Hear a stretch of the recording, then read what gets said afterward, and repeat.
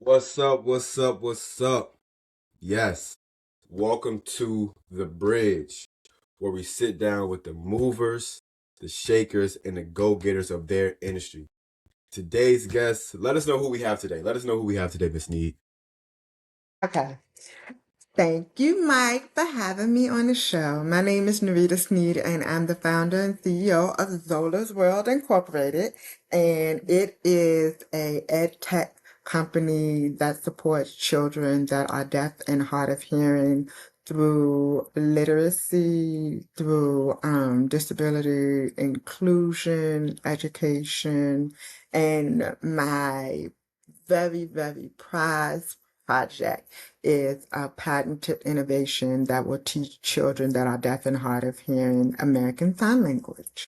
Yes, so we have Miss Renita Snead, a Richmond native business owner, entrepreneur, and a community leader. She has turned grit, hustle, and smart investment into a blueprint for success. And we're just gonna sit here. We're gonna talk about work ethic, mindset, money moves, get a little gems there, and what keeps the fire burning. That's cool with you? That's All right, let's get into it. So, for anyone that may not know, we're talking to the people that may or may not know you, people that's gonna be watching here. Tell us a little bit about yourself. Like, how did you come up with the idea of Zola's World in general? So I myself am a deaf and hard of hearing individual, and I've been all my life, but I wasn't diagnosed until the second grade. And so that comes with its own unique set of challenges where I've often felt that I live in two worlds. I don't hear well enough to be actually included entirely in the hearing world, but I'm not deaf enough to be seen as a deaf person in the deaf world.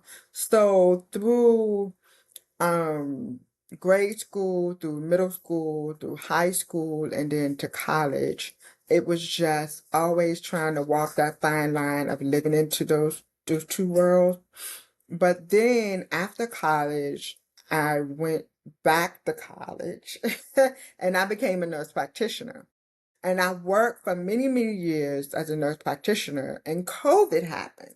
Well, when COVID happened, all of a sudden, all of my hard work felt like it had been in vain.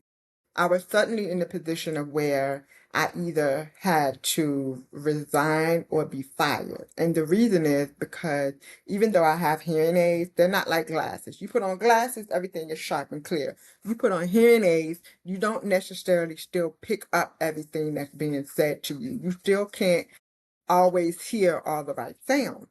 So I lip read a lot. But when COVID happened, all of a sudden everybody is wearing masks. So what does that do to me? I Same can't here.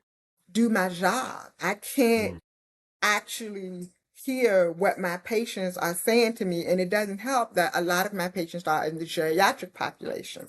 So you're mm. talking about people with dentures in, people with different dialects, and they're behind a mask. And you want me to talk to them about their symptoms, and I'm missing 90% of what is being heard. Well, I couldn't efficiently do my job, so I had to quit. And Mm. I grew really, really frustrated because all of the adaptations that I had made over the years and all that kind of stuff, it just seemed like it was just pointless. I'm still at the point where I'm still not actually able to do my career. I started writing books. Yeah. That's when Zola was born during COVID. I started writing children's books. The first book was Zola Gets Hearing Aids, and then I wrote a second book called Zola's Teachable Moment. Recently, I just released two new titles, Zola and Miles Play Sports, and then Zola Speaks Up. I started writing these books because in each story there's a message, and it talks about children that are deaf and hard of hearing and the things that we can do to make them feel included, seen, and heard. But then I started doing all these entrepreneurship classes and meeting all these really cool Yeah. people, and I got involved in AI. Okay. Well, I was thinking that it would be so cool for kids and their families to learn American Sign Language. I never learned it. Not because it wasn't offered to me. It was offered to me, but at the time, I felt like I had a target on my back and I was bullied really, really bad. Self-esteem issues, just a lot. And I just didn't want to do anything else. So my parents, they gave me the power of choice. They let me choose. In hindsight now, I wish that I would have done it then because I'm 48 and I'm trying to learn it now. It's not too late. It ain't too late. Yes, but it's a lot harder when you're 48 than when you are 14 to learn a new language because basically that's what it is. But also, you have to remember that I was born into a hearing family. And that's typically how it works out. You have a child with special needs that's born into a quote unquote normal family. So nobody around me knew American Sign Language anyway. Well, if I could create this robotic AI doll, if you think Megan without all the killing, Right, something Megan minus that the killer. is Yep. responsive, that can teach the families, to teach the kids how to communicate. Mm. Because there's so many other kids that didn't have the opportunities that I had, that can't read, that can't speak, and they they can't communicate. And if you think about it, that's something most people take for granted. Being able to see, being able to hear. Yeah. And it's So that's how it came about. okay. And it's interesting like how we kind of got like two different products, but maybe the same similar stories in a sense where we were both laid off from a job or either laid off or had to move on from a job, which basically birthed what we're doing now. So like speaking to that, every person looking to and the show is called The Bridge. So I always want to build the bridge between the person, the normal individual maybe looking at entrepreneurship and us being the bridges that letting people know what are some challenges that we go through, right? Hmm. So in the midst of you having to move yourself from your job and building your business here, right? What was the mindset you had to do all of that? It's the mindset that I always have had. Mm, This say this environment was not built for me.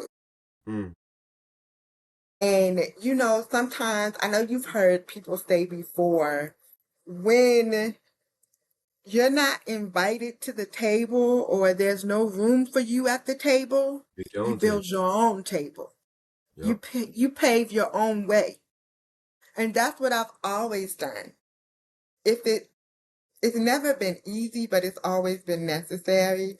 So even at that time, it was do or die, fight Mm, or flight. I mm, have to find a way to survive. I have children. I have a husband. I have a house. I have bills. I have to do what I have to do to feed my family, even if it means that I have to go all the way back to square one and figure out a new plan. Because, I'm like 15 years in with the MP thing, and all of a sudden yeah. it's like, oh, you're going on unemployment, and you're going on Medicaid. You know what I'm saying? It's like, okay, wait a minute, what are we doing here? That's not a good feeling. So I had to rise above it. Yeah. Okay. So you spoke a little, you spoke about survival mode and our community, our people, most of us live in survival mode our whole lives. And like being in survival mode, and I kind of want to go back to mindset, just like how was it being in survival mode and knowing where you are, but also having a vision for where you want to go and what in the life you want to live. Yeah. Right? My entire everything has changed.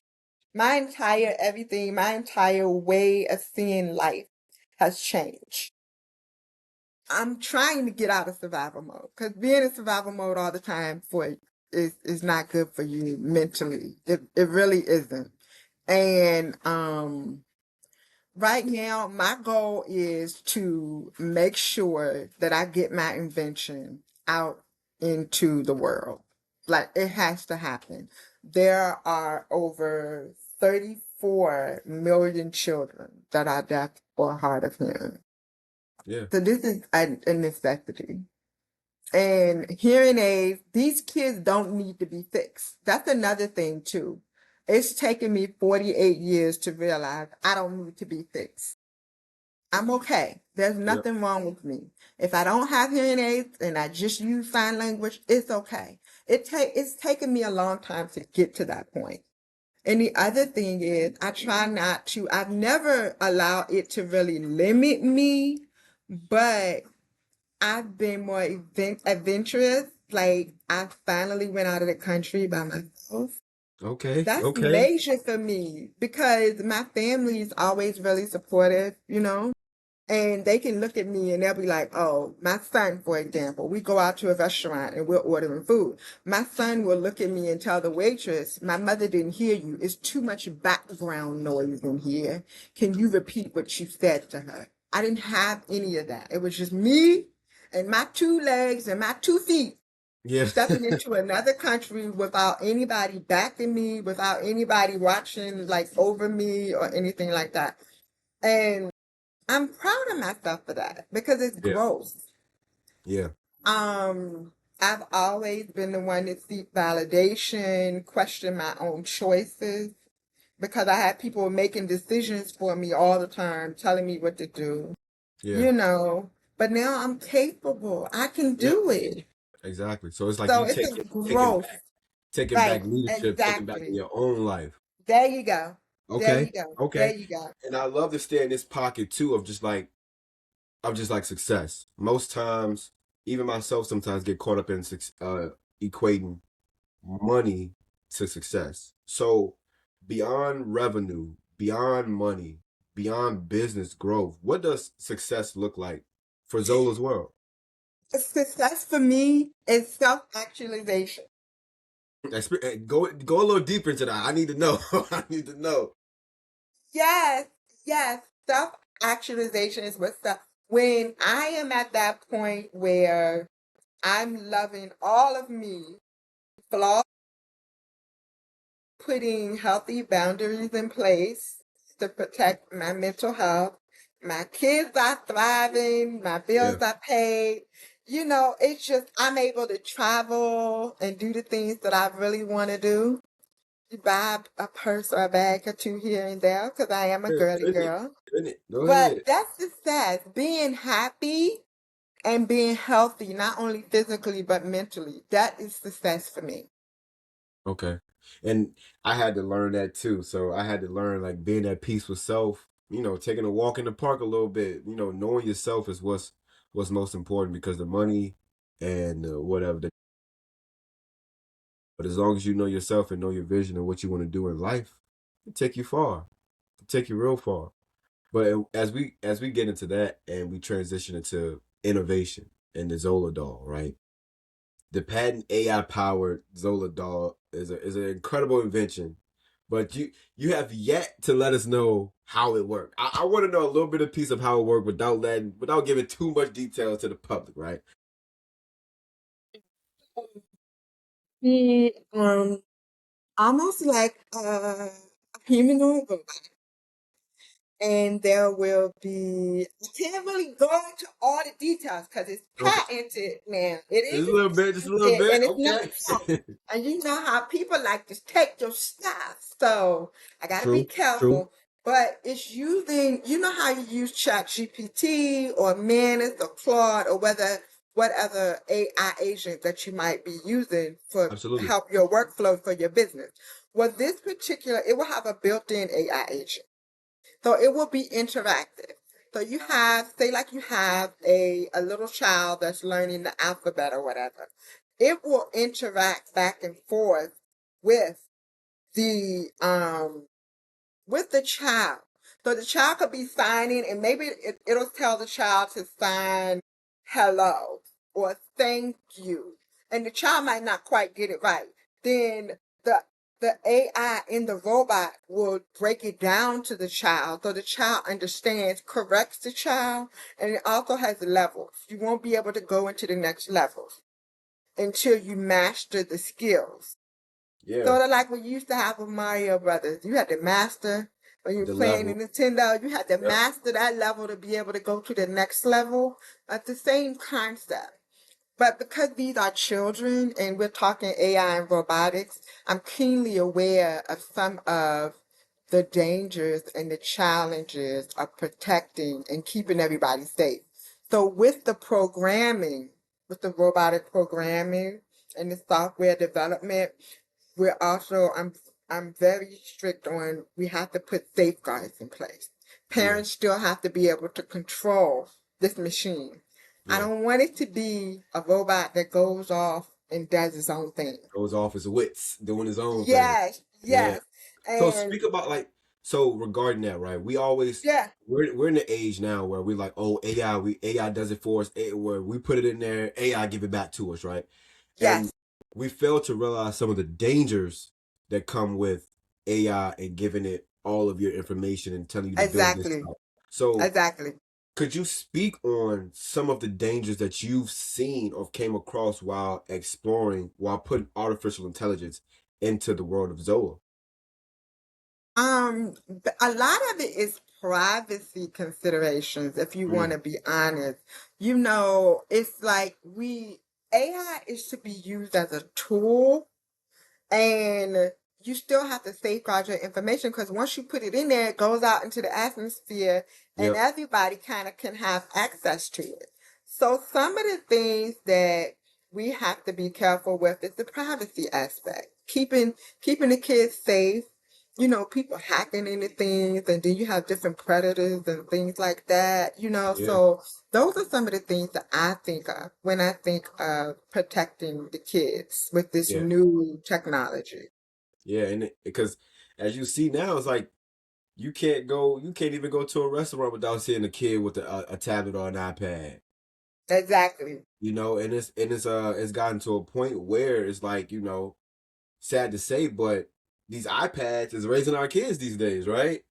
Mhm. And I don't know whether that's good or bad, but we would just have It's to find out. both. Yeah. No, it's both. Okay. Honestly, it's both because technology is here and it's not going anywhere. True. AI is here and it's not going anywhere. So while, a lot of people say the kids are having too much screen time and this and that, and I'm not going to argue one way or the other for it, but I think that you have to teach them how to use these devices, how Correctly. to be mindful. Like it's okay for your kid to be on their devices, but what about their social skills? When do you put those devices down and you actually interact with other people? Because if you're not interacting with other people, how are you going to go on an interview?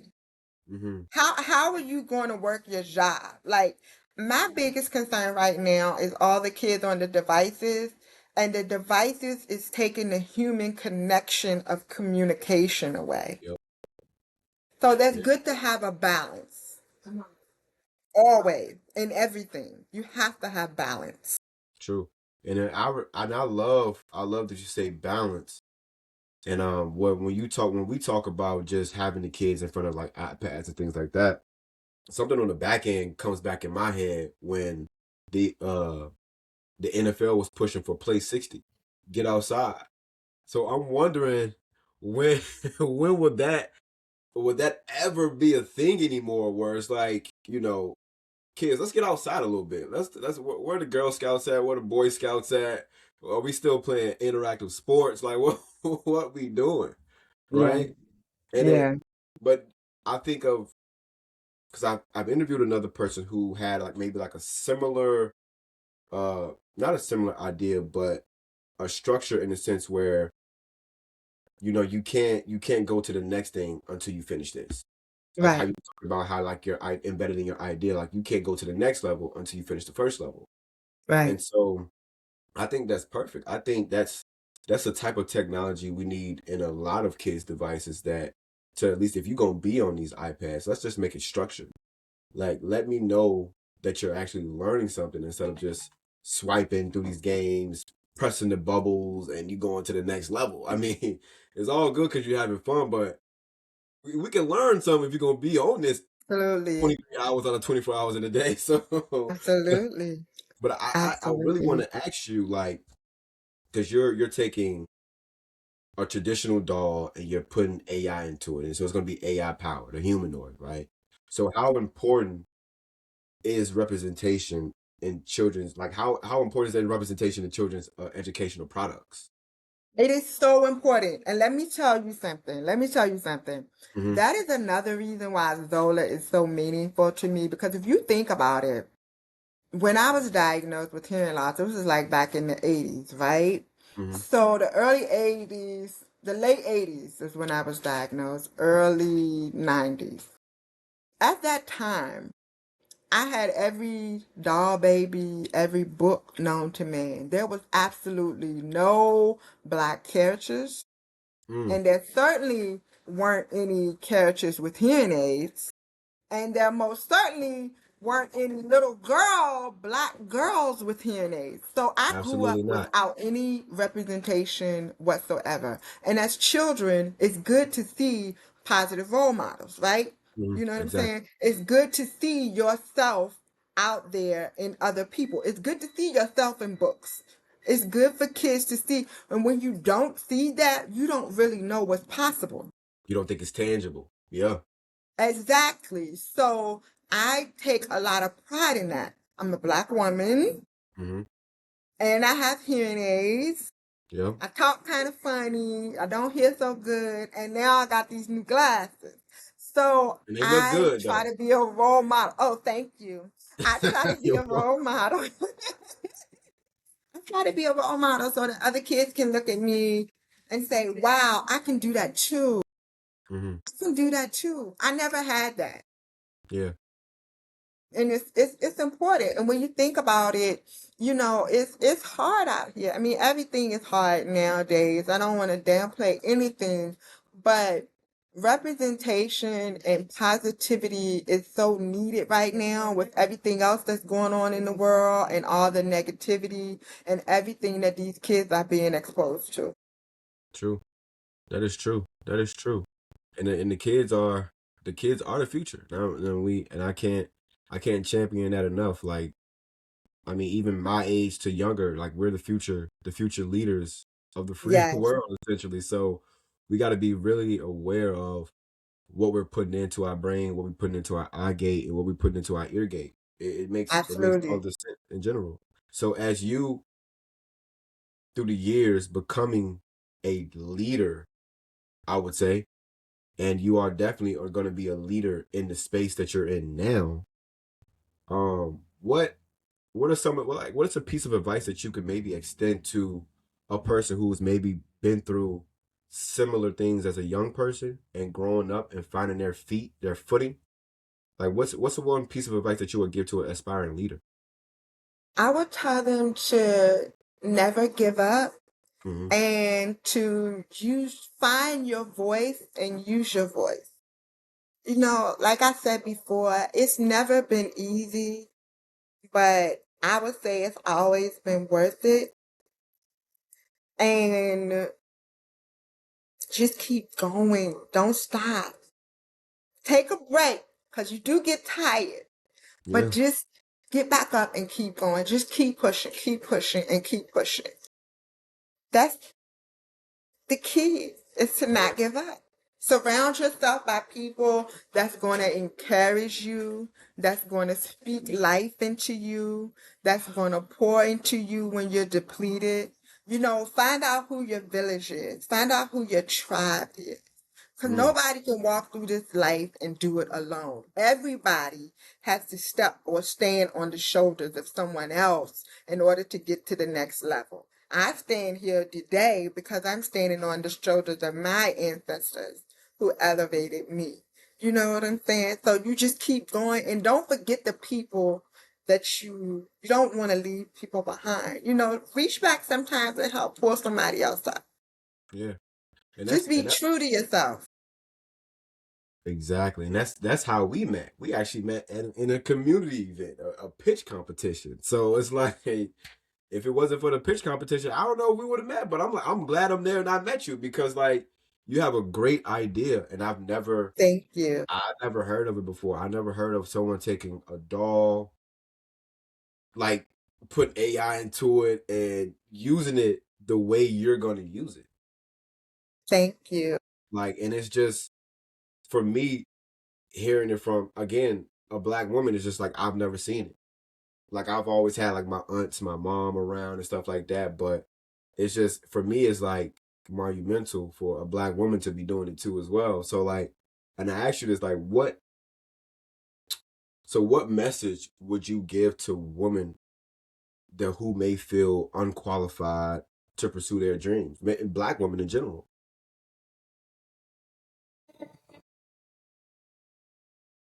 I would tell them,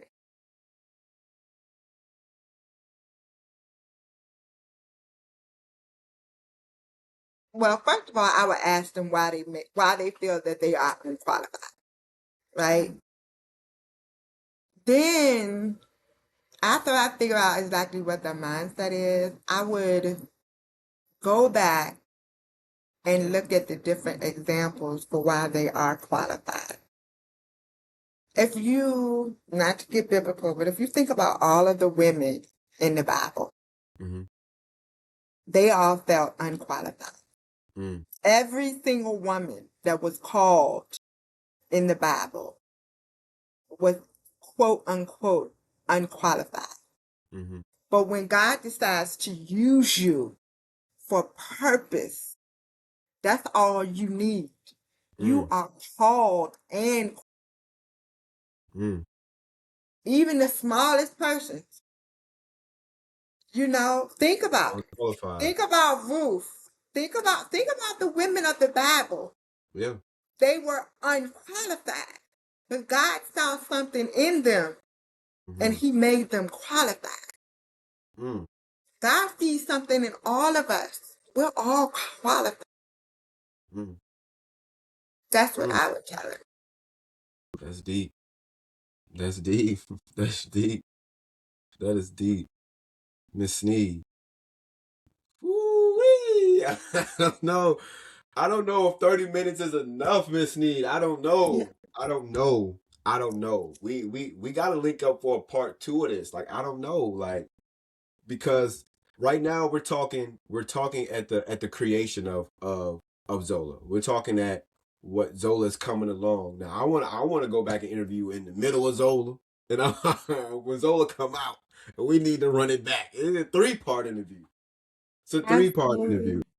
Absolutely. But Absolutely. we Absolutely. we I can do that for you. we definitely got to do it. And just ending here, like, what do you envision for Zola's world in the next 5 to 10 years from now? Zola's World is going international. Talk about it. Going global, We baby. are going international. Mm-hmm. I know it. I know it. I feel it. I've seen it. Yeah. It's so much it started out, I feel like it started out with me, but this passion, this purpose is so much greater than I am. It's Mm-hmm. so much greater than I am, and there's going to be so many people affected by it in a good way. I'm excited. I'm just a vessel bringing it to life. Yeah. Okay. Okay. All right. And this is my first time ending the show like this too. This is my one of my questions I looked at and I was like, let me try to do this one time. Let me try it one more time. All right. So this is called finish the sentence. All right. Okay. All right. Okay. So Okay. all right. So you're gonna finish the sentence for me. I Okay. know Okay. I know I'm walking in my purpose when. I know I'm walking in my purpose when it's like I'm going down this path and everything is coming together. Everything is coming together. Things are coming together in ways that I never even envisioned, on a level that I could never even see. People are coming into my life now that I never thought would even be there. It's like all the stars and all the moons are they're lighting up, and I'm not even It's not being forced. It's flowing. Mm. Stand in the I'm not flow. even working hard at it anymore. It flows. Mm. Dang. And the crazy thing about it is that most people don't ever get to the flow state. Yeah, Some people don't reach the flow state. Miss Snead, I'm there. you there.